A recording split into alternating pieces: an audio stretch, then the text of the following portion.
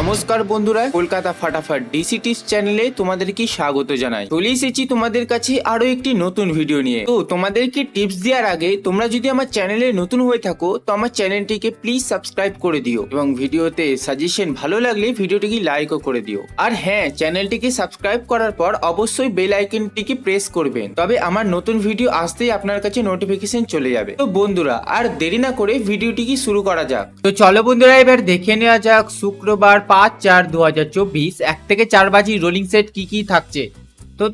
তো আমাদের 1 থেকে 4 বাজি রোলিং সেটে প্রথমে রয়েছে 7, যার জন্য আমি পাতে রেখেছি 457-250।